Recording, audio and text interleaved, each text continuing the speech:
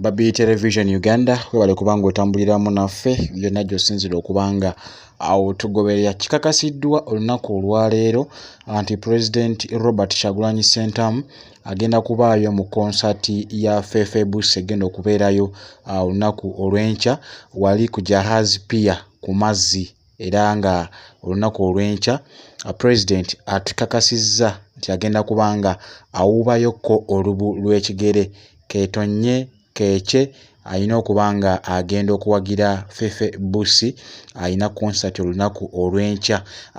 Kino nno akikakasizza ne ka endorsement era akoledde Fefe Bussi bw'abadde ko ne Fefe Bussi ne Nubian Lee bakoze ka endorsement era n'abategeeza nti akayimba kali akalabisa agenda kubanga abeerawokko awa ku Jahazi Pier asobole okubanga akayimba mukko n'abawagizi oba bafaani ba Fefe Bussi olunaku olw'enkya.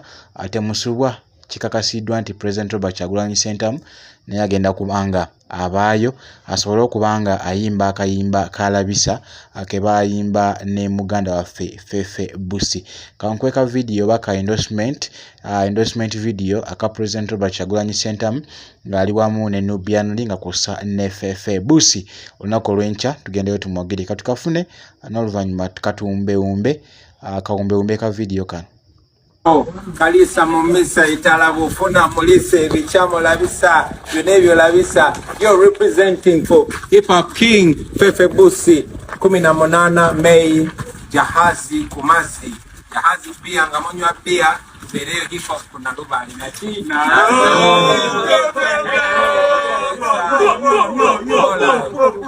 Saba saba fake friend them. Go sirika lavi saba bad mind them. Lavi saba hypocrite them. Lavi